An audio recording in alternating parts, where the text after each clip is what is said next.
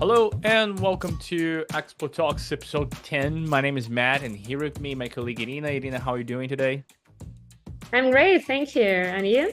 Yeah, I'm doing fantastic as we are in our 10th episode. So we're going through some topics that we discussed along this year. I'm really excited about going through all the valuable insights that we had this year. So, Matt, talking about the ninth episode we had with Adam Pari from Mm-hmm. Event Industries and Event Tech Live, could you please tell me what was the biggest insight for you?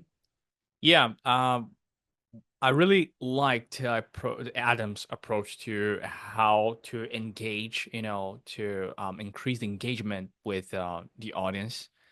And it was really, really cool because it got into a more personal perspective, like, okay, create some sort of conversations, sessions, like a round table, something that will bring audience to the show, and not only something that it's just happening there. Like, no, there's something really, really personal and also professional happening there, and this will generate more engagement for the audience. So visiting the show really makes sense on that perspective because you have a real reason to be there, real reason to be listening to those people, and also why not asking questions to them, and working on your professional career and also for your event. Yeah. Yes, totally. I also liked what he told about the content because it's sometimes very difficult to understand whether it's a good speaker Hmm. or not speaker if he's a new to industry. So like video references and such a small thing as asking just a reference about the speech the speaker made during previous events is very helpful and can help you to understand if it's a good fit for your program or Hmm. not. In our episode 8, we chat with Oliver Bailey. So Irina, what comments you have to share about the episode with Oliver? Yeah, I also really like this one. And one thing which is very important from my point of view is always remembering that the show for the attendees, it starts before the show and then the experience ends after the show. It's not only about trade show and conference program itself. So if you try to think about where and when that attendees can feel some kind of friction. Hmm. What can you improve before the show or after the show? It will help you to enhance customer experience. Hmm. Yeah, I also remember him saying about, you know, learning from mistakes because, yeah, of course, everyone wants to, walk on safe paths, but sometimes it's not always possible. So you'll make mistakes, get used to it. And that was really, really cool. So talking about episode number 7 and our guest Vinod Shetty from Event Tech Cup, or could you please tell me what was the biggest insight for you regarding Yeah. this episode? Yeah. Remember, I asked her about, how to effectively, organizers can effectively manage the registration process. And I remember I was hoping to have a very objective answer, like you should do this. But what it was surprising was there was no magic on that, no formula to come up with. So there is a debate about it, like should you use like a short form and make it super simple, or should you make it more detailed form and information collection for a better planning and better analysis. So the bottom line is organizers should evaluate what strategy they want to adopt and what they're going to do, and try to identify what is essential to this show and stick to what is essential. So if you need very detailed information, on the registration, then don't think twice. You should do it. But if there's something that you can kind of cut off or make it simpler somehow, then this is also a yes. So it really highlights how specific shows can be. So it's not like, okay, a formula that will apply to pretty much all events happening in the world, but actually you got to evaluate and check on the one by one. So that was very, very interesting. So on episode 6, we chat with Lisa Shotais. So Irina, what do you have for us about the episode 6? I remember Lisa told that communication is a key, and each time you introduce a new feature in the event tag, make sure you communicate to the audience what software is, it is, why we want them to use it, and how easy it is to use it. I like this part the most. Hmm.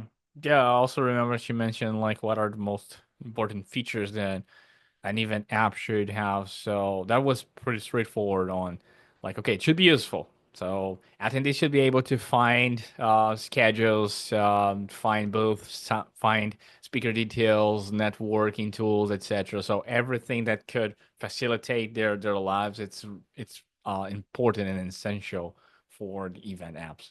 Episode number 5, we did it with Tanya Pinchuk from Expo Platform. Expo Platform is our beloved partner, and we really enjoy working with them. So, what do you remember from this episode, Matt? Yeah, I remember I asked a question about how to use AI. This AI thing kind of became some sort of a joke that we ask to pretty much every guest.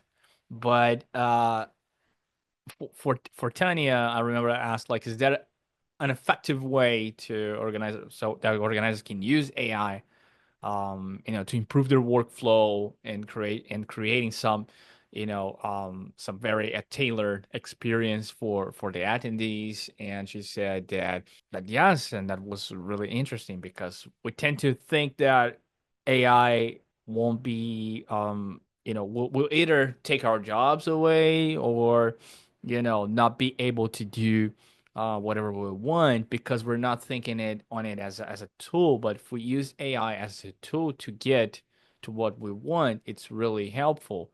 So you can totally use AI for, working on your workflow for email, social media, advertisement, and even for creating some very interesting, insights and understanding the interests of your audience and make it, helping you to understand what is going to be really, really important to your audience rather than, just writing something down and waiting for a magic answer to be on the screen, which is totally not happening.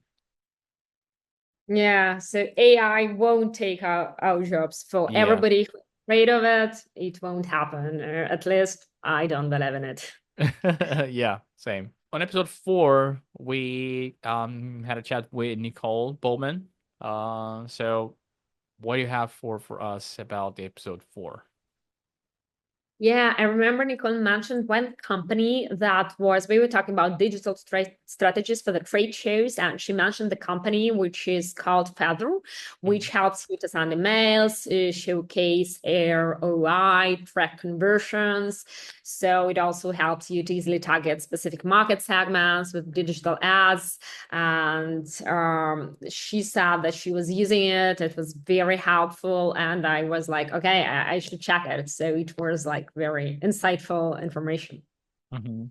Yeah, I also remember she mentioned heat mapping tools and to, track attendee movement clustering and also some very cool AI thing that will analyze, feeling through the facial expression of people. Totally anonymized, of course, but it's still very, very interesting how and technological this could get. So yeah. Could you please share some insights from episode 3? You remember our guest was Morgan Wilson from International Fastener Expo, and the topic was how to attract and retain more exhibitors at your trade show. I remember I asked, what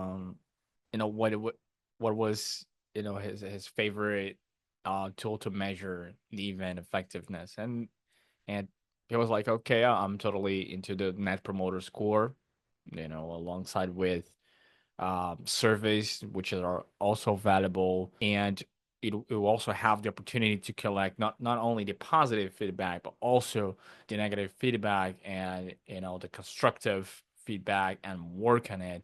So you can totally rely on your audience engagement and to create such analysis and make your show more effectively. So yes, if your audience is really giving you like some very positive insights, this is something that you should keep doing. Opinions about it and what critiques they have, then you should work on that too, with the same enthusiasm with the positive ones. So you work on both areas. So use a net promoter score, use a survey, understand what is being positive, work on it, understand what's being negative, and also work on it.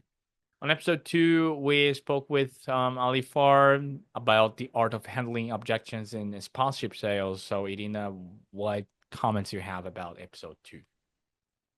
Yeah, I remember he said you should isolate the objection. For example, if the client is telling you, the reason I Mhm. don't want to participate in a trade show is a price, you really need to understand if it's really a price or they just don't see the value in it. If it's the question of value, you should try to explain the value to them. And if it's really a price for them, then you can try to help them to find the budget somewhere else, for example, in digital.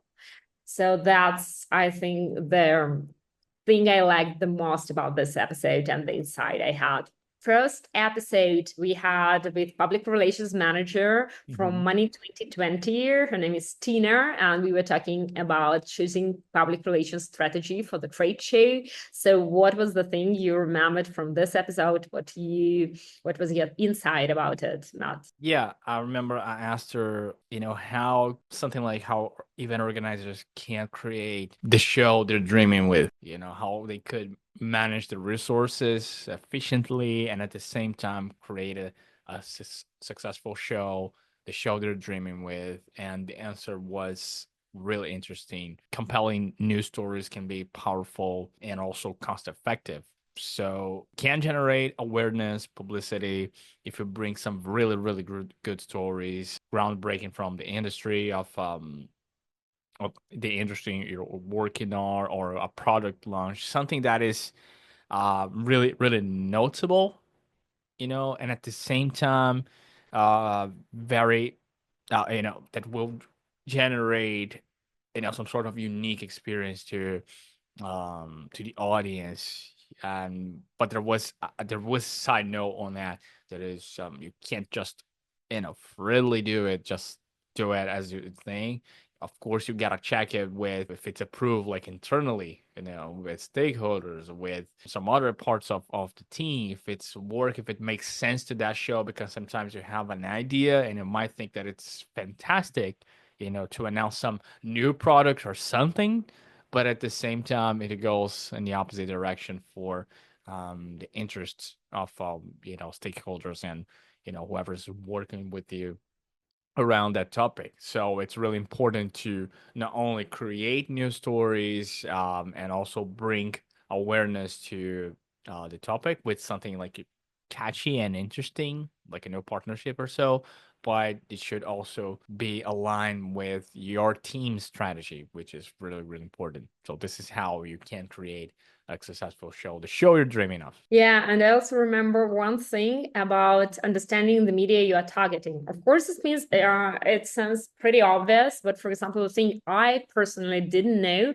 that in Asia, journalists they don't want a private capacity. They don't Mhm. need exclusivity. So they prefer to meet together in a press conference format. And for example, it's not the case with Western media, and it's really thing you can know only if you have experience of Yeah. work Asian media. So I like this this particular insight, and it was really insight for me. So I think that's all.